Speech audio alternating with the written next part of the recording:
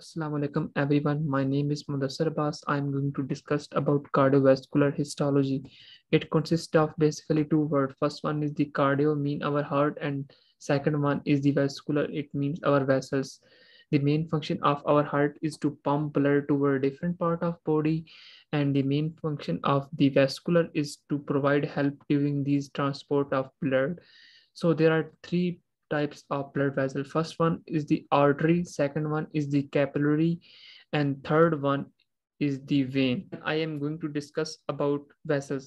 जो वेजल्स होती हैं हमारे पास बेसिकली जो मेन इंपॉर्टेंट होती हैं वो होती हैं तीन होती हैं, लेकिन जो हमारे पास कैपिलरीज होती है वो सिर्फ और सिर्फ एंटीमा की बनी होती है।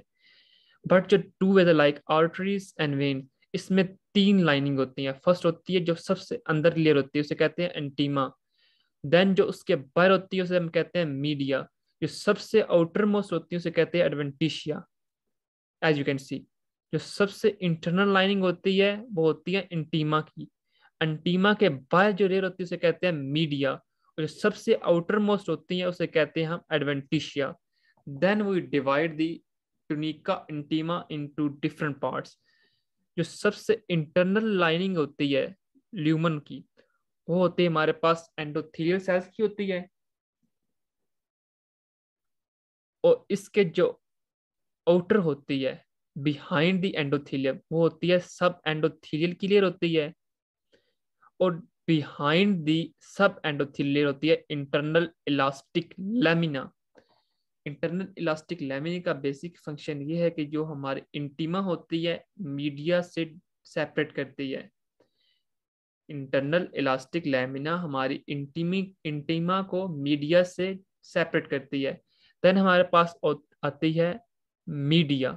जो मीडिया होती है वो बनी होती है स्मूथ मसल से बनी होती है बेसिकली, और इसमें लिटिल बिट होते हैं हमारे पास कोलेजन और इलास्टिक फाइबर्स होते हैं। और जो होती है टूनिका मीडिया के जो सबसे आउटर होती है, outer of our tunica media होती है external elastic lamina. External elastic lamina हमारी मीडिया को एडवेंटिशिया से सेपरेट करती है। जो होती है हमारे पास इंटरनल इलास्टिक लैमिना वो हमारी इंटीमा को मीडिया से सेपरेट करती है, बट जो एक्सटर्नल इलास्टिक लैमिना होती है वो हमारी मीडिया को एडवेंटिशिया से सेपरेट करती है। जो सबसे ऊपर वाली लेयर होती है हमारे पास वो होती है टूनिका एडवेंटिशिया की। ये बनी होती है हमारे पास कोलेजन की बनी होती है और इलास्टिक फाइबर्स की बनी होती है, ताकि हमारी वेसल की आउटर मोस्ट सरफेस को प्रोटेक्ट करे। जो हमारे पास आर्टरीज होती है उसका ल्यूमन कम होता है, जो हमारे पास वेन होती है उसका ल्यूमन ज्यादा होता है। हमारी बॉडी में अबाउट 5 लीटर ब्लड होता है, हमारी बॉडी में 5 लीटर ब्लड होता है। इसमें से जो होता है हमारे पास 3.5 लीटर ब्लड होता है वो हमारी वेन्स में होता है।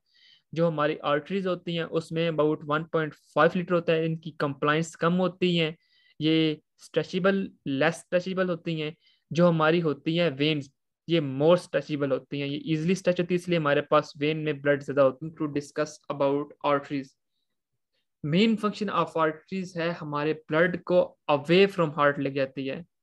थ्री टाइप्स ऑफ आर्टरीज होती हैं basically, arterioles, then medium size arteries, then large size arteries. जो लार्ज आर्टरी होती है लाइक हमारे पास एरोटा, इसकी जो सबसे एक्सटर्नल लेयर होती है एडवेंटिशिया, इसमें बहुत ज्यादा एक्सटर्नल इलास्टिक लेमिना होता है और कोलेजन होता है, ताकि ये हमारे पास हमारे ब्लड प्रेशर को मेंटेन कर सके। जो सबसे इंटरनल एडवेंटिशिया होती है वो बहुत थिक होती है, इलास्टिक लेयर होते हैं, इसलिए इसे कहते हैं इलास्टिक आर्टरी। जो हमारे पास होती है मीडियम साइज आर्टरीज, इसे हम कहते हैं मस्कुलर आर्टरी। हम इसे मस्कुलर आर्टरी इसलिए कहते हैं क्योंकि जो इसकी होती है हमारे पास मीडिया, उसमें स्मूथ मसल की प्रोलिफरेशन बहुत ज्यादा होता है, इसमें स्मूथ मसल की तादाद बहुत ज्यादा होती है, इसलिए हम कहते हैं इसे मस्कुलर आर्टरी। जो सबसे आखिरी आर्टरी उसे हम कहते हैं आर्ट्रियोल्स। आर्ट्रियोल्स का मेन फंक्शन है हमारे पास हमारे सिस्टमेटिक आर्ट्रियोलर रेजिस्टेंस को मेंटेन रखते हैं। हमारा ब्लड प्रेशर कब हाई होता है कब लो होता है वो अंडर द कंट्रोल होता है आर्ट्रियोल्स। हमारे पास वेन्स, सो वेन का बेसिक फंक्शन ये होता है हमारे पास, जब हमारे पास डिफरेंट टिश्यू ऑक्सीजनेटेड होते हैं और जब उनका वेस्ट मटेरियल होता है, जब कैपिलरीज के थ्रू हम डिलीवर करते हैं वेन में, वो सारा वेस्ट मटेरियल कलेक्ट करती है। और जब ये सारी वेन आपस में कलेक्टेड होती है तो हमारे पास बनती है इंफीरियर वेना कैवा और सुपीरियर वेना कैवा और इंफीरियर वेना कैवा। और ये हमारे पास जो होता है ब्लड डीऑक्सीजनेटेड, ये डिलीवर करती है हमारे पास राइट एट्रियम्स में। सो वेन का मेन काम होता है ब्लड को टूवर्ड हार्ट लेके जाना। हमारे पास तीन टाइप की वेन्स होती हैं। फर्स्ट होती है venules, then medium size veins, then large veins. इनकी भी जो होती है हमारे पास जनरल स्ट्रक्चर है, वो सबसे जो इंटरनल होता है वो होती है इंटरनल टुनिका इंटीमा की बनी होती है। देन हमारे पास टुनिका मीडिया, और सबसे जो आउटर मोस्ट होती है उसे कहते हैं टुनिका adventitia. And capillaries are basically intermediate junction between the arteries and vein.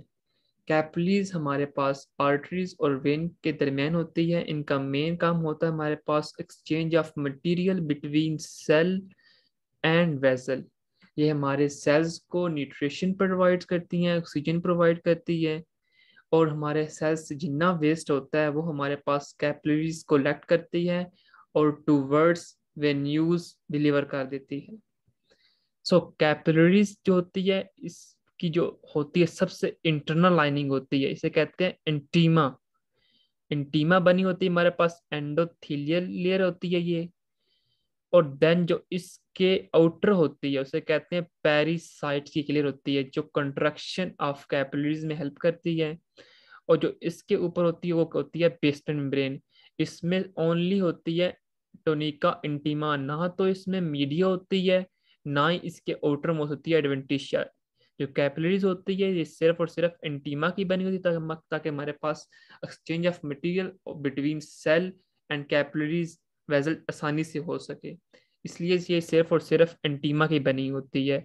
और उसके आउटर होते हैं हमारे पास पेरिसाइट्स, जो एक्टिन और मायोसिन फिलामेंट्स रखते हैं, ताकि हमारे पास कंट्रक्शन ऑफ कैपिलरीज में हेल्प करे और एक्सचेंज ऑफ मटेरियल करे।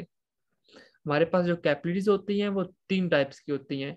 First one is the continuous capillaries, then discontinue capillaries, then fenestrated capillaries. जो फेनेस्ट्रेटेड कैपिलरीज होती हैं उसमें पोर्स होते हैं, एज यू कैन सी। जो हमारे पास फेनेस्ट्रेटेड कैपिलरीज है इसमें पोर्स होते हैं। जो डिसकंटिन्यू कैपिलरीज होती हैं, अगर ये एक सेल है और ये दूसरा सेल है तो ये दोनों सेल आपस में जुड़े नहीं होते, इसके दरमियान होता है गैप जंक्शन। इसे कहते हैं इंट्रासेलुलर गैप जंक्शन। जो डिसकंटिन्यू कैपिलरी होती है उसमें गैप जंक्शन होते हैं दो सेल के दरमियान। बट जो फेनेस्ट्रेटेड कैपिलरीज होती हैं इसमें गैप जंक्शन नहीं होती है, ये एज यू कैन सी इसमें कोई जंक्शन नहीं है, दो सेल आपस में बहुत सख्त किस्म से जुड़े हुए हैं। और इसमें जो सेल्स में इसमें पोर्स होते हैं। जब हम आते हैं कंटिन्यू कैपिलरीज में, कंटिन्यू कैपिलरीज में ना ही तो हमारे पास पोर्स हैं और ना ही हमारे पास गैप जंक्शन है। इसमें सेल्स आपस में कनेक्टेड होते हैं और ना ही इनमें कोई स्पेस होता है। इसमें हमारे पास जो होती है एक्सचेंज होती है वो ट्रांससाइटोसिस होती है।